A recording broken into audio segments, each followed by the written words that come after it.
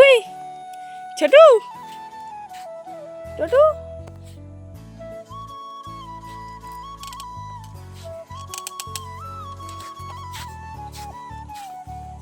নমস্কার বন্ধুরা, good morning, welcome back to my channel. আশা করি তোমরা সকলে খুব ভালো আছো এবং সুস্থ আছো। আমরাও কিন্তু অনেকটাই ভালো আছি। চলে আসলাম নতুন একটা ইন্টারেস্টিং ব্লগ ভিডিও নিয়ে। আজকে সকালটা ভীষণ ব্যস্ততার মধ্য দিয়ে শুরু হয়েছে। আমাদের তো পাট শাক নতুন করে চাষ করেছে, তো সেই শাকগুলো বড় হয়ে গেছে, আজ থেকে বিক্রি করা হবে। তার জন্যই মা পাট শাক তুলে দিচ্ছে। ওইদিকে মা ব্যস্ত, আর বোনেরা বাড়িতে নেই, পড়তে গেছে, পড়াতে গেছে।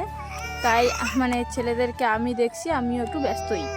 ওরকম করতে করতে এই যে পাট শাক তোলা শেষ, মা বাবাকে রেডি করে দিল, বাবা বিক্রি করতে নিয়ে গেলো। তারপর ছেলেদের খাইয়ে দিয়ে যে এখনও কিন্তু মুড়ির গুঁড়াটা খাওয়াইনি, শুধুমাত্র দুধ খাইয়ে দিয়ে একটু ঘুম পাড়িয়ে দিলাম। তারপর সব জামা কাপড় বের করলাম। ছেলেদের প্রত্যেকদিন তো সব টাওয়ালগুলো ধোয়া হয়, কিন্তু আমি যে এখানে ওখানে যাই জামাগুলো ধোয়াই হয়নি। আসলে প্রত্যেক দিনে বৃষ্টি পড়ে, আর যেগুলো লাগে ওগুলোই ধুয়েছে। যেগুলো আমি তো জামা কাপড়গুলো লাগে না প্রত্যেকদিন, তাই ভাবছি যেদিন রোদ উঠবে সেদিন ভালো করে ধোবো। আর আজকে রোদ উঠেছে, তাই এত সুন্দর রোদটাকে কীভাবে হাতছাড়া করি, তাই জামা কাপড়গুলো সব ভিজিয়ে দিলাম। আর বোন সমস্ত বাসি কাজ করে পড়াতে গিয়েছে, তাই বাসি কাজের ঝামেলাটাও নেই। মা ওইদিকে অন্যান্য কাজগুলো করতেছে, আমি এদিকে ঘরটা মুছে নিচ্ছি। ঘরটা প্রত্যেক দিন মোছার পর এতটা পরিমাণে বাজে হয়, সে কী আর বলবো। আর বাচ্চাদের নিয়ে ঘর একটু বেশি নোংরা হয়, তার উপর লোকজনও আসে। এদিকে যদি কাজটা কমাইতে যায়, অন্যদিকে বেড়ে যায়। ওই যে ছেলেদেরকে হিসু করানো হয়, তারপর ঘরটাতে একটু ছিটা পরে এত পরিমাণে গন্ধ ওঠে, সেই জন্য কিন্তু প্রত্যেক দিন ঘরটা মুছে টুছে রাখি। একদিন আগেই তো 1 কেজি মুড়ি গুঁড়ো করে এনেছিলাম, তো 2 কৌটো ভরা ছিল। এই কৌটোটা শেষ হয়েছে, আর বাকিটা কিন্তু এই প্যাকেটটাতেই ছিল। তো ভাবলাম আজকে প্যাকেটটা থেকে কৌটোটাতে ভরে রাখি। আসলে যখন যেটা কাজে লাগে না, তখন সেটা পাওয়া যায় না। এতগুলো কৌটো, আমি যে কতগুলো কৌটো ফেলে দিয়েছি, আর এখন দেখো কৌটোগুলোই পাচ্ছি না। তো 2-1 দিনের মধ্যে কিন্তু কৌটো অনেকগুলোই হয়ে যাবে। এই যে জিনিস আনা হয়, তারপরে কৌটোগুলো খালি হয়ে যায়, তো সেই জন্য আর কৌটো কিনছি না। কয়েকটা দিন কষ্ট করলেই পরে অনেকগুলো হয়ে যায়, বেকার টাকাটা নষ্ট করে তো লাভ নেই। এদিকে ছেলেদেরকে এখন খাওয়াবো, কারণ ওদের খাওয়ানোর টাইম হয়ে গেছে। এখানে আমি বিস্কিটটা গুঁড়ো করা নেই, তার জন্য হাত দিয়ে দেখো একটু এসে করছি। প্রত্যেক দিন তো 2 ভাইকে 2 বাটি খাওয়ানো হয়, আজকে 1 বাটি গুলাচ্ছি। আসলে সকালবেলাতে যেহেতু দুধ খেয়েছে, তারপর হাফ বাটি আমি গুলিয়েছি, ওটা খাইনি, ওটা ফেলে দেওয়া হয়েছে।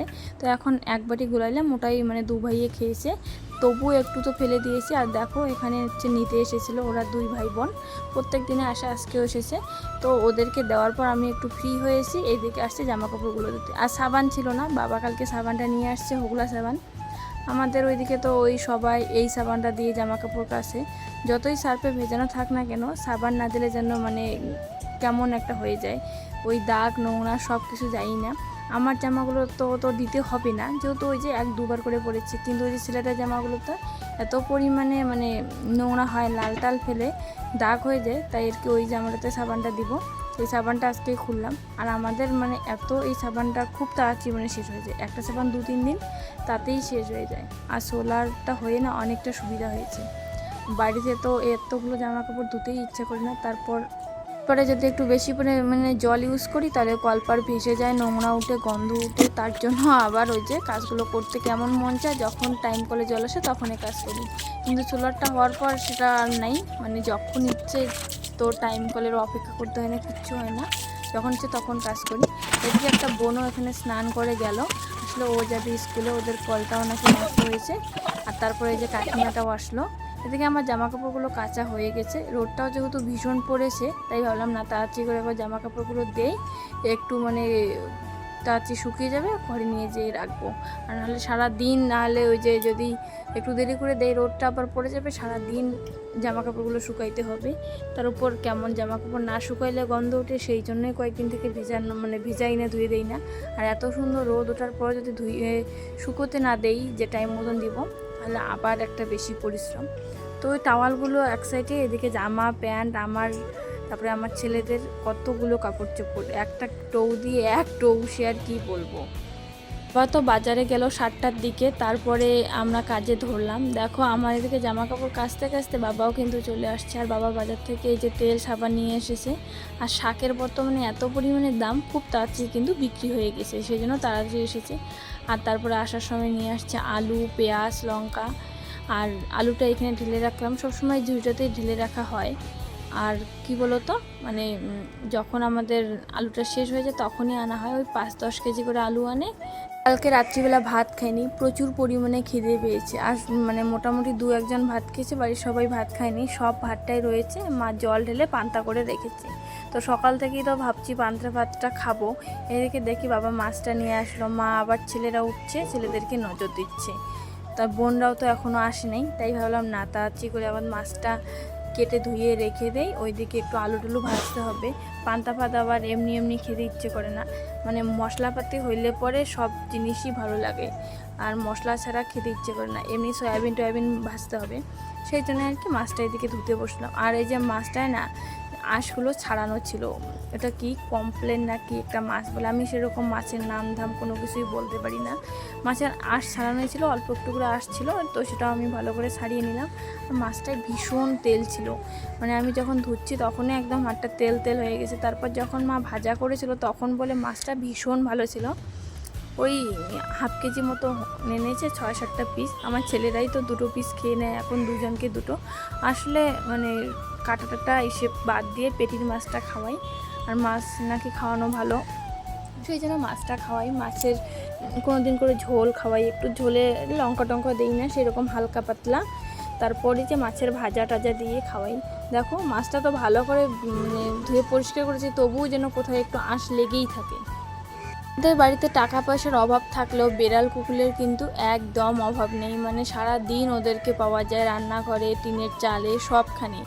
আমাদের তো একটা সময় কি হয়েছে, মানে মাছ একটা টিফিনে রাখা ছিল, সেই মাছের একটা পিস মনে হয় খাওয়াইছে, সম্পূর্ণ মাছটাই বিড়ালে খেয়ে নিয়েছে। তাই মাছটা বাটিতে করে একদম শোকেসে ভরে রাখলাম। আর এই যে ওই শোকেসে ভরে রেখেও কিন্তু আমি বকা খেয়েছি। বাটিটা একটু ফুটো ছিল, সম্পূর্ণ মাছের রসটা শোকেসে পড়ে গিয়েছে, তাই মা একটু বকা দিল। এদিকে দেখো আলুটা কেটে নিলাম, আর আলুটা ভাজা বসিয়ে দিয়েছি। আগে শুকনো লঙ্কাটা ভাজা করে নিতে হতো, সেটাও ভুলে গিয়েছি। আর শুকনো লঙ্কা ছাড়া পান্তা ভাত একদম যেন একটা কেমন মিলে না, শুকনো লঙ্কার একটা গন্ধই আলাদা, যেটা পান্তা ভাতে ভীষণ পরিমাণে ভালো লাগে। তাই মাঝখানে একটু ফাঁকা করে তেল দিয়ে শুকনো লঙ্কাটা ভেজে তুলে নিলাম। এদিকে আলুটাও কিন্তু মোটামুটি ভাজা হয়ে গেছে। মা আবার বললো একটু সয়াবিন ভাজ, তারপর আমি দেখলাম না, সয়াবিনের কৌটোতে একটু সয়াবিনটা কম আছে, আর সয়াবিনের ঘন্টটা অতটা ভালো লাগলেও নিরামিষের দিন কিন্তু খেতে ইচ্ছে করে, তাই আর ভাজা করলাম না।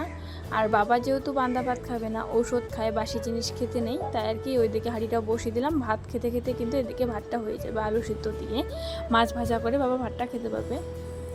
ওইদিকে মানে ভাতটা বসিয়ে দিলাম, মাকে বললাম তুমি 2টো আলু ছোলাও, তাহলে এদিকে আমি এই যে ভাজাটা নামিয়ে নিতে নিতে আলুটা বসিয়ে দিলে খুব তাড়াতাড়ির মধ্যে হয়ে যাবে। মাও এখন আজকে স্নান করিনি, আজকে অনেকটাই লেট, এখন ওই 11টার মতো বাজে, ভাত এখন খাবো। তবু তো আজকে অনেকটাই ভালো যে পান্তা ভাতটা রয়েছে বলে 11টার মধ্যে খেতে পারছি।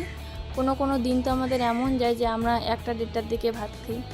বিশেষ করে সোমবারের দিনটা এমন হয়, যেহেতু নিরামিষ খাই, সকালবেলা একটু কাজ বাজ বেশি থাকে, তার উপর বন্ধনের স্যার আসে, ওই আমাদের ভাতও হয়, অমনি সময় স্যারও চলে আসে। সে আর ভাত খাওয়া আমাদের হয় না, স্যার চলে যায়, তারপর 2:30-3টার দিকে ভাত খাই। ভাজাটাও নামিয়ে নিলাম, ওইদিকে মা আলুটা ছলে দিল, আলু আর চাল বসিয়ে দিয়েছি। এদিকে পেঁয়াজ ছাড়া তো পান্তা ভাত জমেই না, পেঁয়াজ, লঙ্কা, আলু ভাজা, লবণ সব কিছু নিয়ে আসলাম। এক এক করে কিন্তু সবাই বাড়ি এসেছে টিউশন পড়ে, তো এখন সবাই হচ্ছে পান্তা ভাত খাবো। আর পান্তা ভাতটা কতদিন পর যে খাচ্ছি সে কি আর বলবো। পান্তা ভাত আগে ভীষণ পরিমাণে খাইতাম, আর পান্তা ভাত খেলে নাকি সবাই বলে মোটা হয়। আমি তো এমনিতে মোটা, তার উপর এত বড় ভুঁড়ি হয়েছে এখন, সে কি বলবো। আগে আমার ভুঁড়ি টুড়ি ছিল না, বাচ্চা হওয়ার পর এমন একটা ভুঁড়ি হয়েছে, ভুঁড়িটা যতই কমাইতে চাই ততই যেন ভুঁড়িটা কমে না। যখন একটু ভাবি না ভুঁড়িটা কমাইবো, খাওয়া দাওয়া একটু কন্ট্রোল আনি, অমনি না শরীরটা এত পরিমাণে হালকা হয়ে যায়, সে আর চলতেই পারি না। আর বাচ্চা নিয়ে হালকা শরীর, সে মানে মা আবার বকা টকা দেয়। এদিকে দেখো স্নান টান করে নিয়েছি, বোনরা যাচ্ছে কোচবিহারে, একটা অনুষ্ঠান আছে, সেই অনুষ্ঠানে পার্টিসিপেট করার জন্য। সঙ্গে ওর মানে আমাদের বাড়ির পাশে 2-1 জন, তাদের মারাও কিন্তু এসেছে এগিয়ে দেওয়ার জন্য। ছাড়া কখন কিসের জন্য কান্না করে বোঝা কিন্তু একদমই মুশকিল। তো যখন কান্না করা শুরু করেছিল, ভেবেছিলাম যে খিদে পেয়েছে, মাছটাও যেহেতু ভাজা হয়েছে, আলু দিয়ে একটু ভাত খাওয়াই, তাই এদিকে ভালো করে মাছের কাঁটাটা ছাড়িয়ে নিলাম, আর ভাতটাও মেখে নিচ্ছি যে 2জনকে খাওয়াই। তারপর যেই না খাওয়াইতে বসেছি অমনি আর দেখি ওরা খায় না, আসলে ওদের ঘুম পেয়েছে। তারপর মাখা ভাতটা রেখে দিয়ে দুধ বানিয়ে দিই, খেয়ে হচ্ছে ওরা ঘুমায়। এদিকে মা আমি সবাই যেহেতু পন্তা ভাত খেয়েছি, খিদেটা একটু কম। এই 4টার দিকে আমরা ভাত খেতে বসেছি। এই যে মাছের ঝাল করেছিল, যখনই মানে গামলাটা খুললাম এত পরিমাণে একটা উগ্র গন্ধ, মানে কি পরিমাণে রসুন দিয়েছি আমি, এত পরিমাণে মানে ঝাল, তারপর তেল খেতে পারি না। হালকা পাতলা সবজিটা আমার ভীষণ পছন্দ। আর 2 বোন যেহেতু কোচবিহারে গিয়েছে, ওদের জন্য কিন্তু ভাজা মাছ রাখা হয়েছে। ছোটো বোন বাবা খেয়ে নিয়েছে, মা আর আমার জন্য একটা বাড়িতেই 2টো নিলাম। আর এখানে না পেটির মাছগুলো নিয়ে এসেছি, কারণ পেটির মাছে কাটা কম, আর কাটাটা মানে ছাড়ানো একটা ভীষণ যেন ঝামেলার কাজ।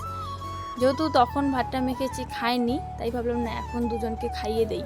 তো একজন ঘুম থেকে এখনও উঠেনি, একজন ঘুম থেকে উঠেছে। তো ভাবলাম যে উঠেছে তাকেই আগে খাওয়াই, ভাতটা তো মেখেছি, ওদেরকে তো খাওয়াইতে হবে। আর ভাত যদি না খায় না, সারা রাত্রে এত পরিমাণে দুধ বানাতে হবে সে আর কি বলি। আর ভাত খাওয়ার সময় দেখো ঠিক কত পরিমাণে কিন্তু নাটক চলে, মানে অনেক কষ্ট করে ভাত খাওয়াইতে হয়, গান বলে গল্প বলে, মানে খেতে চাই কিন্তু খাওয়ার জন্য একটু নাটক তো করতেই হবে।